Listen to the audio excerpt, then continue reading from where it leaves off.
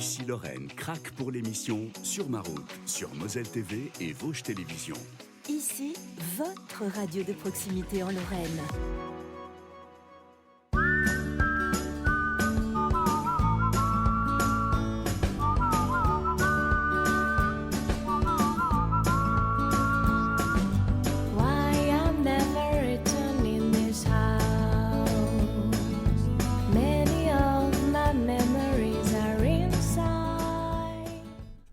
Bonjour à toutes et à tous. Mon invité cette semaine est Juliette Anglade. Il est impossible de la définir d'un mot, sinon peut-être celui-ci, rebelle. Mais une rebelle qui a les pieds sur terre et porte un parcours hors norme. Elle est ultra diplômée, elle est ingénieure normalienne, chercheuse. Elle aurait pu accepter les ponts d'or que lui proposaient des industries de l'agroalimentaire, mais elle a choisi de manger des coquillettes, comme elle dit. Elle a choisi la difficulté et surtout la fidélité à ses convictions.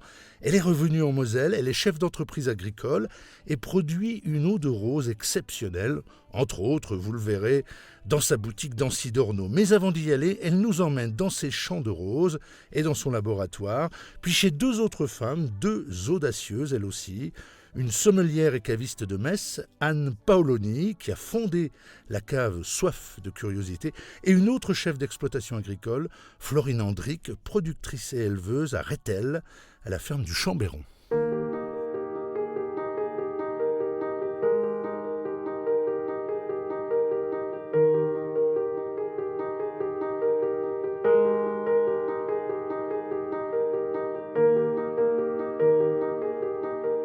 Bonjour ma chère Juliette. Bonjour Vianney. Comment ça va? C'est quoi? Je suis en train de cueillir Des roses. Ce rosier, Ouais. c'était le rosier qu'avait planté ma grand-mère qui s'appelle Madame Grégoire Stechelin. C'est une de mes roses préférées, c'est la première à fleurir, elles sont la framboise. C'est vrai? Ouais. Ah. Oh, c'est délicieux. Ah. Bon, bah, je pourrais dire que j'ai participé un petit peu à la récolte. cueillette, voilà. C'est une partie de tes... Alors, on dit des champs de roses, c'est comme ça qu'on dit? Ou comment on dit Oui, c'est l'expression? vrai que quand on parle de roseraie, c'est plus dans un jardin. Alors ici, on est dans un jardin, c'est le Ouais. jardin de ma grand-mère et de ma mère. Ouais. Et puis j'ai planté des champs de roses dans les coteaux, dans le Ah oui. vignoble, Oh, en plus. ici aussi, donc on ira faire un tour. Ouais, si on a va le pouvoir temps. aller faire un tour. On ira faire un tour. Je voudrais, on va évidemment parler de toutes tes productions d'eau de rose, de sirop, de confiture, plein de très très très belles choses que tu fais. Le début de l'aventure, parce qu'on se connaît, on a déjà discuté ensemble, il y a une très belle phrase que tu m'as dit un jour. Tout ça, c'est quand même, ça a démarré avec une promesse faite à ma grand-mère, c'est ça? Ah oui, c'est vrai, tu te C'était souviens quoi, de ça. alors? Ouais, je me souviens bien de Ouais, cette ouais. phrase.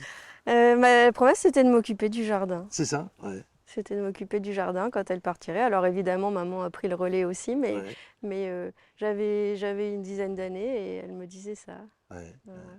Ben, on va. Alors, tu parlais de ta maman, Oui. ta grand-mère.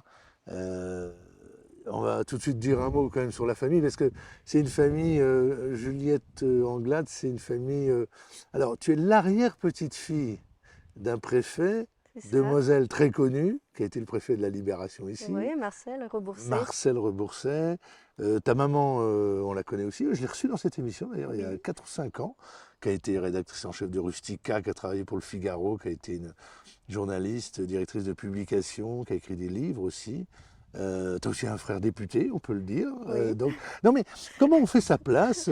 Alors tu as fait ta place, parce que en plus tu une très très belle place, dans une famille quand même qui est, je ne vais pas dire turbulente, mais qui est hyper active, où il y a quand même toujours du monde qui invente, qui crée. C'est l'effervescence. Je savais qu'à mon tour, il faudrait que je fasse quelque chose d'intéressant, de différent, de marquant.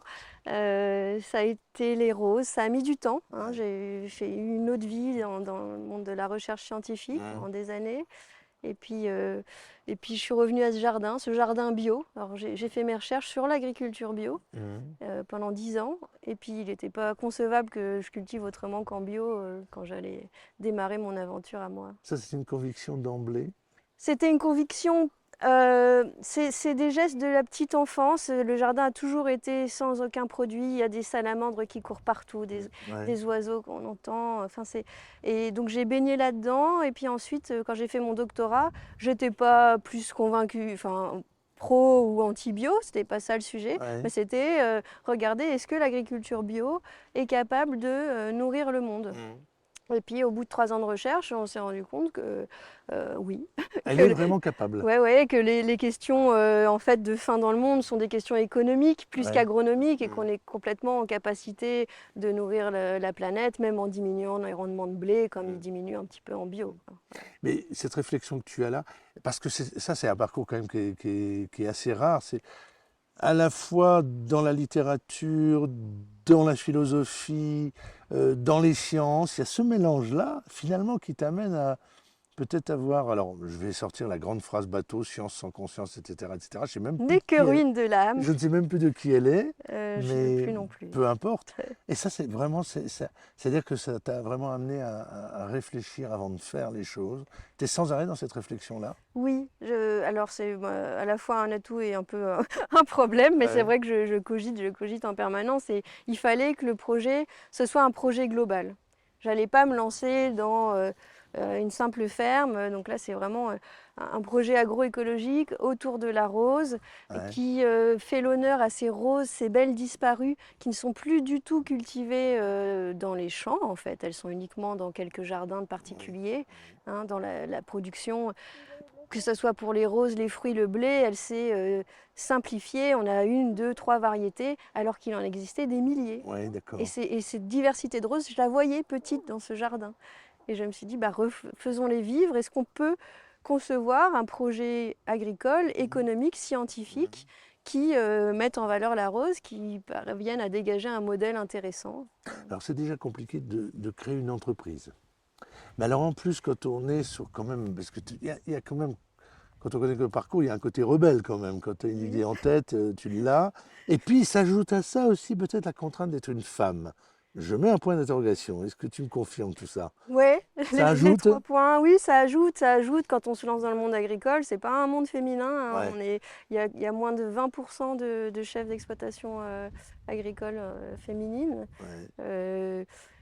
En plus, quand on fait des roses, au départ, on est pris pour la fille qui va aller cueillir ses Mm. fleurs dans le jardin. Voilà. Et Ouais. donc, j'ai dû batailler un peu pour faire donner de la crédibilité Ouais, au projet. ouais. Et de la crédibilité, tu l'as donné parce que c'est un beau projet. Alors, on est encore dans les débuts, dans les premières Ouais. années. Explique-nous juste qu'on comprenne bien, à partir d'une rose comme ça, on va aller voir tout à l'heure dans ton laboratoire et dans ta boutique Oui. ce qui se fait. Il n'y a pas que de la rose d'ailleurs. Comment ça se passe? Tu cueilles là Alors, ce que tu as là et je après ça se passe cueille. comment? On cueille la fleur épanouie du matin, donc ça veut dire que c'est tous les matins. Pas trop tard, là on est déjà il fait un peu chaud, ça sent bon dans l'air, c'est dommage parce qu'il faut que ça sente bon dans la rose. Voilà, en fait je vais venir en extraire les molécules aromatiques en la distillant. Donc je vais faire de D'accord. l'eau de rose D'accord. et puis donc on peut la manger, on peut la mettre sur la peau, on peut faire plein de D'accord. choses avec. Et donc ça, c'est du... Alors je ne sais pas s'il faut dire les choses comme ça, c'est du 100% bio. C'est-à-dire qu'il n'y a pas de, il y a pas de dilution, il n'y a pas d'autres produits ajoutés. Enfin, je sais pas, c'est vraiment... C'est naturel et c'est 100% bio dans le mode de culture. Puis ça va plus loin que le bio parce que j'utilise aucun fioul, aucun intrant, pas de bâche plastique aussi dans les champs pour avoir. Donc je vais même plus loin que le bio, quoi. Je recherche vraiment les équilibres. Mais est-ce que je reviens à cette question qu'on effleurait juste tout à l'heure sur la conscience et la science, etc. Si on sort un petit peu de ta propre production, est-ce que ce qui se passe aujourd'hui, est-ce que c'est cette espèce de fuite en avant vers des technologies nouvelles, est-ce que c'est des choses qui t'angoissent, qui t'inquiètent, qui t'interpellent? L'agriculture 3.0, on l'appelle comme ça, moi c'est quelque chose qui m'angoisse énormément. J'ai travaillé longtemps à l'INRA, c'est un volet important de l'Institut de recherche. C'est pour moi une fuite en avant, oui, ça ne va pas résoudre les problèmes, ça va nous amener à éventuellement accroître la production, mais être aussi dépendant d'outils d'aide à la décision. Et la question, c'est celle de l'autonomie décisionnelle des acteurs. Moi, c'est quelque chose qui m'a vraiment travaillé. Comment est-ce qu'on rend un agriculteur sa capacité de choisir et de vivre de son métier?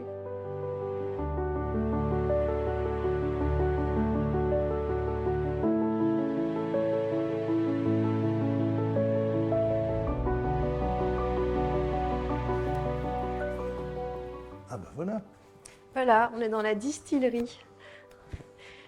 d'accord. d'anciens fours à pain, tu vois, du Moyen-Âge, Ah ouais, qui étaient pour tout le village. Alors là, en plus, le cadre est génial. Voilà. C'est vraiment super de vivre ici. Et donc là, c'est ça, c'est là que ça commence la distillation. Voilà, Il y a une autre partie qu'on ira peut-être... qui est la confiturerie à côté. Ah voilà, la confiturerie, parce qu'il faudra qu'on voit tous les produits. Ton histoire, c'est aussi une histoire lorraine, finalement, parce que la Lorraine est très liée à l'histoire de l'horticulture, de l'agriculture aussi. Et on a des grands noms en Lorraine. Oui, on a Victor Lemoine, on a Jean-Marie Pelt, Ouais, bien sûr, on ouais. a un terroir à fleurs, parce qu'on a des sols profonds, Ouais. qui sont gorgés d'eau, et en même temps il fait chaud l'été, donc on a vraiment une histoire de l'horticulture, et pour la rose aussi. Et pour la rose aussi. Alors justement, la question que je me posais, pour ton eau de rose, c'est ça? Ouais. Quel type de rose? Quelle espèce de rose? On peut dire que c'est des roses lorraines? On peut dire que c'est des roses françaises en tout cas, Ouais. des roses galliques, Gallia, parce que ce sont des roses qui étaient cultivées par les confiseurs au Moyen-Âge déjà, Ah ouais. pour faire des bonbons. Ce sont des roses qui ont des arômes de fruits. Donc Ouais. elles sentent la framboise, là tu as senti le citron, Oui, ouais. le litchi. On n'est pas sur un côté un peu cosmétique qu'on a des fois quand on goûte des produits à la rose qui sont faits en fait aujourd'hui avec une seule rose dans le monde entier, une rose de Damas. Ça s'appelle Oui. Kazanlik, Oui. voilà, qui est cultivée en Bulgarie, beaucoup. Et en fait, on a oublié nos roses galliques qui sont sublimes. On va aller voir d'ailleurs tous tes produits. On va faire un petit tour par l'autre côté Oui, de la l'atelier. confiturerie. Enfin, La on confiturerie, et puis on va aller voir ta boutique, on aura une idée sur tous tes produits. C'est magnifique, ça sent très très bon. Alors là, on fait un saut dans le temps. Ouais. Voilà, donc là, Ah oui, c'est voilà l'autre partie, d'accord. le saut dans le temps. Donc tout est aux normes alimentaires, donc on est en inox partout. D'accord. Là, c'est la préparation d'hier soir, sirop de rose. Ouais. Là, on a de la confiture de rose. Ouf. Et puis, les et puis un étiquetages. alambic encore et toujours. Ça, c'est le moyen. En ce moment, j'utilise le moyen. Et puis, c'est selon la quantité de rose que j'ai, je change les volumes d'alambic. Et quelle vue. Et oui, c'est pour ça que je l'ai fait ici. Ah. J'aurais pu me faciliter la vie parce C'est qu'il faut comme- tout porter. C'est quand même mieux que bosser à la Tour Montparnasse, non? Oui, à Washington, ça a été une Ouais, perspective et non, je préférais revenir ici. Unexpected love was found. You're the rose in a garden, and it shows if I'm honest. You're the leaves in mid-August, and I've come out here to say that I love you. Ooh, ooh, you, ooh, ooh. So slow, hold you in my arms, won't let go. The world around could pass us by, a thunderstorm, a lightning strike. Elles sont différentes de celles qu'on a vues tout à l'heure. C'est Ouais. une autre. Ça, c'est des rugosa. Ah, des rugosa. Oui. Et puis là, on a tout un champ de damas, en fait, de roses de damas. D'accord. Et ça, c'est un des champs. Là, il y a à peu près 300 roses ici, 300 rosiers. Et sur 3000, donc j'ai une dizaine de petites parcelles comme ça. Ah ouais, Enfin, ouais, ouais. petites. C'est déjà du boulot. C'est déjà du boulot. Et puis, mais il y a une vue quand même Il y a qui est une vue belle. Sur là. les coteaux de Moselle. Alors aussi, c'est les Et- coteaux de Moselle et on s'imagine pas là au creux, il y a la Moselle Il y a la qui Moselle, coule. c'est Et la ça. Moselle qui coule. Bon, superbe. Allez, on va voir tes invités.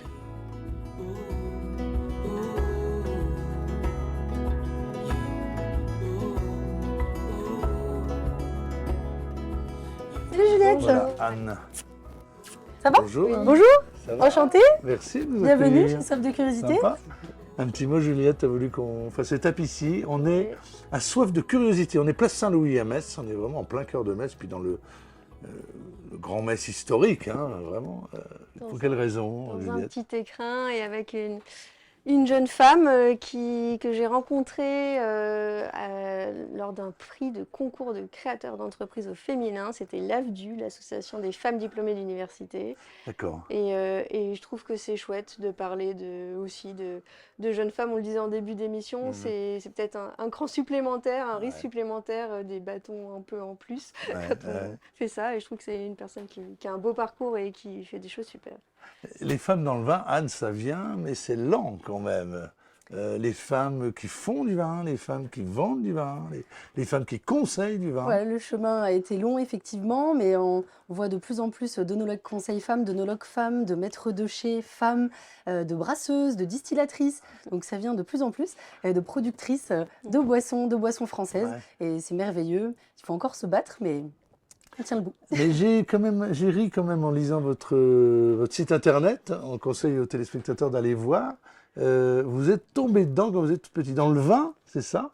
C'est bien ça, je ne me trompe pas, j'ai lu ça. Le vin, voilà, de par de ma famille. Donc il y a une culture familiale, c'est ça. Voilà, mon oncle qui est aux États-Unis importe du vin français pour une quarantaine d'États. Ah ouais, ouais. Donc je suis tombée amoureuse du produit du vin français aux États-Unis. Je vais vous dire, il y a une chose qui surprend toujours, Juliette pourra compléter hein, si elle veut. On s'imagine ici quand on arrive chez des cavistes, on se dit c'est des bouteilles sur des étagères, on vend, mais en fait il y a toute une expertise, une technicité. Quand on voit vos études, vous avez fait pas mal d'études pour arriver là. Expliquez-nous un petit peu quel a été votre parcours pour arriver ici.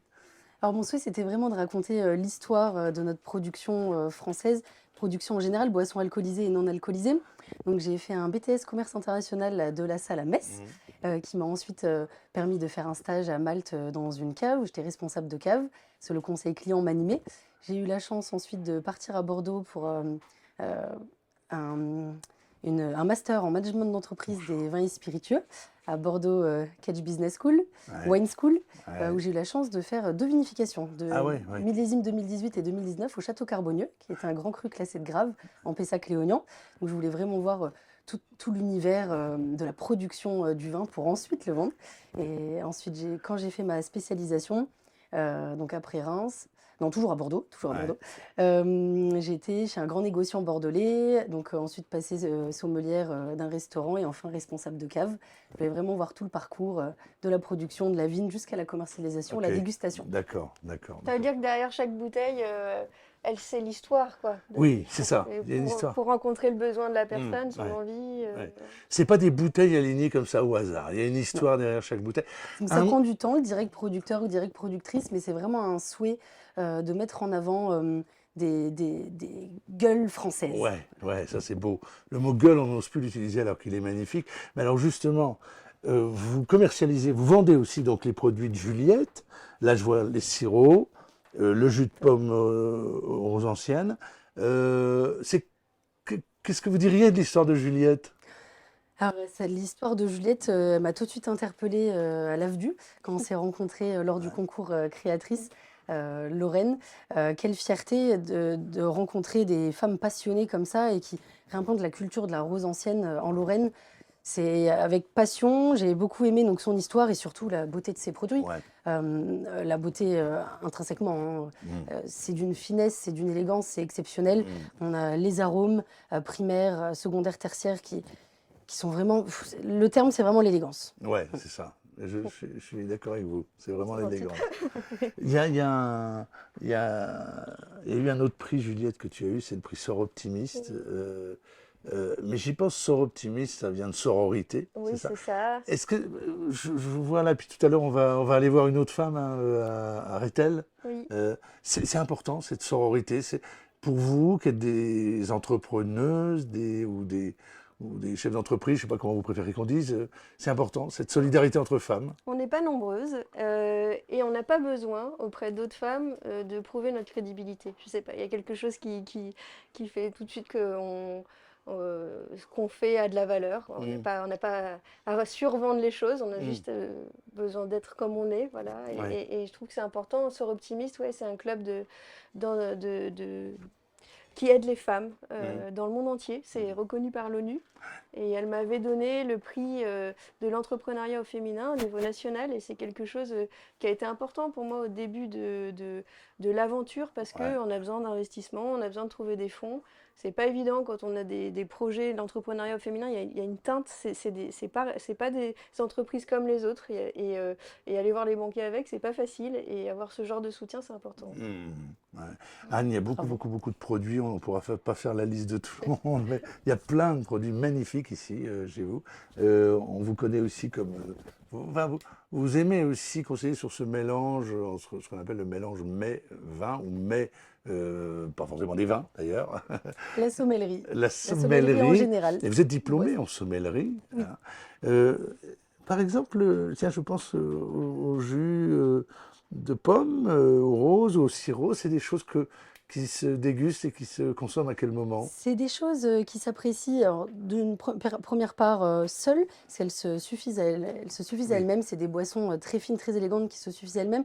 Mais on peut également les accorder. Pourquoi pas le jus de pomme rose ancienne, qui tire un petit peu au nez sur le litchi. Je l'imagine bien sur des tartes aux fruits, Ouais. des tartes pommes fraises, ce genre de mélange. Pourquoi pas sur des glaces, le sirop notamment, une petite goutte sur une glace, dans une bulle locale. Pourquoi pas Oui, c'est la vrai. bulle d'Ouri ou la bulle de Somi. Ça peut être un très bel accord. Voilà, apporter un peu de fraîcheur. Un petit peu, et ici un peu de gourmandise. Ouri, c'était Ouri Schreiber. C'est Oui. ce que vous disiez. Oui, très bien, c'est une belle référence.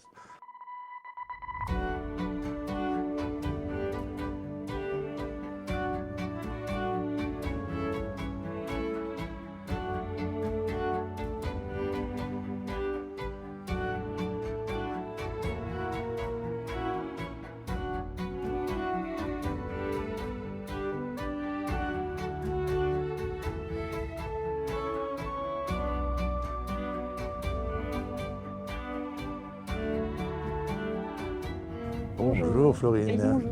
Bonjour Florine. Bonjour. Merci Bonjour. de nous accueillir à Rethel. Moi, je trouve magnifique ces paysages. Franchement, des arbres, des prairies, des fleurs, au loin des vignes. Des moutons. Des moutons. Moi, je trouve que c'est fantastique ce genre de paysage. Et vous vivez là, c'est votre bureau. C'est mon bureau, c'est notre lieu de vie aussi, c'est le lieu de fête, d'accueil, de réflexion, de création, de production. C'est chouette, on va en reparler évidemment, Florine. Juliette, un mot. Donc, c'est deuxième et dernière étape. Oui. Tu as voulu nous emmener chez Florine. Enfin, toute la famille, hein, parce que c'est Voilà, une la entreprise ferme familiale. de Chambéron. Voilà, c'est quel. Alors, pareil, question tout à fait basique, comment s'est faite la connexion avec cette famille? Et bah, c'est ma voisine de marché. C'était ma voisine de marché, Ah. place Saint-Louis, marché Ok. fermier des producteurs, donc par la vente directe. Je voyais ces fraises à côté de moi, les asperges qui me faisaient de l'œil. Et puis moi j'avais mon petit sirop à côté. Je me disais, ah bah, sirop de rose et puis fraises, ça va bien ensemble. Ah ouais, fonctionne bien. ouais. Mais alors, c'est dont je suis à peu près certain, comme tu parlais du marché de la place Saint-Louis, que c'est là que j'ai goûté vos sirops de fraises. Ah, c'est possible. Ah, j'en suis certain. Et alors, c'est fantastique aussi, hein. Franchement, là, c'est... Ah, merci. Et alors, il y a vraiment une diversité de produits. Enfin, vous êtes dans l'élevage et dans la production, des asperges, des fraises, mais aussi vous faites de la viande, vous faites de la transformation de produits, etc.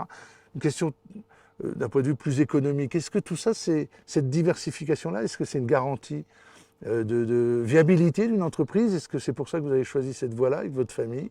Eh ben, je pense qu'il y a différents modèles d'exploitation agricole aujourd'hui. Et le nôtre, c'est d'avoir plusieurs ateliers pour ne pas mettre tous nos œufs dans le même panier. Ah Et ouais. ça permet d'être adapté à notre terroir, notre territoire. Mhm. Et du coup, on cultive des céréales, Ouais. on cultive des asperges, des fraises, des pommes de terre, de l'ail, des oignons qu'on vend en Ouais. vente directe, en circuit court, notamment Place Saint-Louis, et on élève des moutons. Ouais. Du coup, les moutons pâturent autour de la ferme et dans le village sur des terres qui n'ont pas forcément de potentiel céréalier. Donc ça valorise des terrains où on ne ferait pas de culture de céréales, par exemple. Et quand c'est vos parents qui ont créé la ferme du Chambéron, Oui. l'a créée dans les années 80, je crois. C'est ça, Je ne me trompe fin pas. des années 80. C'est cette même démarche-là, d'être tout de suite dans la diversification de produits Ouais. Très rapidement.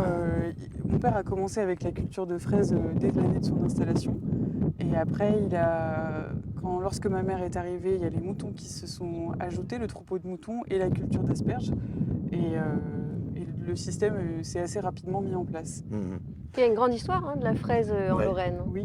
C'est vrai. Qui a quand même quasiment disparu, mais il y a encore quelques producteurs de fraises. Ouais, ouais. Mais chez toi À aussi. Annecy, il y avait 800 hectares de c'est ça. fraises Oui. sur la commune. Et Ouais, c'était, ouais. ça approvisionnait toute la France, ça partait en Allemagne par la voie ferrée. Il y en avait ici aussi dans le secteur et les personnes âgées nous racontent qu'avant d'aller à l'école, elles ramassaient les fraises et en rentrant de l'école, ils ramassaient les fraises. Et par contre, c'était ramassé par une coopérative qui n'a plus aujourd'hui. Mais les gens de Voipy aussi. L'emploi des femmes et des enfants, beaucoup. C'est un complément de revenu. Et je crois qu'il y a plusieurs villes en Moselle, peut-être même en Lorraine, qui se sont auto-décrétées capitale mondiale de la fraise. Oui, Voipy. Voipy, Rethel sans doute, enfin peut-être, je ne sais pas, je ne veux pas dire de bêtises. Florine parlait tout à l'heure de la vente, c'est quand même un moment important. C'est du bonheur, aller comme ça à la rencontre du client, ou est-ce que c'est un boulot supplémentaire? Question à vous deux, puisque vous êtes confrontés à ça. Vous êtes sur de la vente directe, vous rencontrez le consommateur. C'est quoi? Moi, j'ai pas envie de mentir, c'est du boulot quand même. Ouais. C'est de la logistique et c'est pas que des choses, c'est pas que de l'apparence ou quoi, c'est aussi de la logistique et du temps passé sur la route, sur la 31. C'est vraiment un emploi supplémentaire, c'est un bout, c'est un job en plus qu'on fait quand même quand on fait ça. Et c'est un bout important, mais par contre, la grosse plus-value de ça, c'est d'être au contact des gens. Il y a un gros apport social, en tout cas pour moi, c'est génial d'être en contact avec les restaurateurs du coin, avec les cantines scolaires, avec plein de gens, les particuliers, les pros, c'est super. Florine Courdis, quand même aux téléspectateurs, alors tous les produits qu'on peut trouver ici, donc on peut venir à la ferme du Chambéron, ici, on est à l'entrée de Rethel. Oui. Qu'est-ce qu'on trouve En ce moment, asperges et fraises. C'est vraiment la grosse saison. D'accord. Et le reste de l'année, on produit des oignons, de l'ail et des pommes de terre. D'accord. Et on a aussi toute une gamme de produits transformés. Le jus de fraise, la confiture, le sirop, le pétillant avec ou sans alcool. Ok. Et au magasin, on propose aussi un peu de produits des producteurs du secteur, des produits du miel, de la farine, des œufs. Voilà. Alors j'ai cité de la charcuterie tout à l'heure, je me suis trompé. Alors il n'y a pas de... La viande, on en fait sur commande. Sur commande, d'accord. Okay. On en fait de manière ponctuelle plusieurs fois dans l'année. Ok. Un dernier mot, Florine, quand même, parce que là on est dans un paysage paradis, franchement. Il manque juste un transit. Mais c'est une région en fait touristique. Ici, on est tout près de Sierre-les-Bains, on est à Rethel. On vient y passer. Vous avez des gens ici aussi parmi votre clientèle qui viennent passer des séjours, des touristes qui sont là, et ils viennent y faire quoi? Il y a des gens qui s'arrêtent de plus en plus. On est sur un axe de passage peut-être des gens des pays du Nord vers le sud de la France.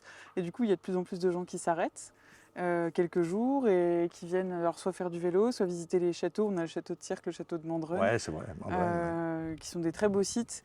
Et il y a tout un travail qui est fait autour de l'accueil des gens sur la Comcom. De plus en plus, il y a des gens extérieurs qui viennent. Ouais, mais c'est super, on aime beaucoup. Merci en tout cas de nous avoir accueillis, Florine. Tout honoré. Merci, Juliette. On a fait une belle balade. Je me posais la question tout à l'heure. Je te voyais dans tes champs de fraises, etc. Et puis tout ce que tu fais, c'est du 24-24, j'imagine. Mais tu as du temps quand même, toi qui as fait Normal Sup, qui as fait des études de philo, etc. Par exemple, tu bouquines encore, tu arrives à trouver un peu de temps pour te plonger dans des littératures? J'ai moins de temps pour bouquiner. J'essaie de garder du temps pour cuisiner et pas faire que des confitures. Et ça me ressource. Voilà. Donc, puis parce qu'en fait, au final, j'ai fait de l'agriculture parce que je voulais bien manger. Ah, ça c'est bien. Ouais, je suis venue chercher le goût du produit, quoi. Ouais, mais ça c'est super. Mais vraiment, vous êtes des femmes engagées, formidables comme on aime. Des paysannes, on peut le dire aussi comme ça. C'est un mot qui revient aussi à la mode. Merci en tout cas. Merci à toi.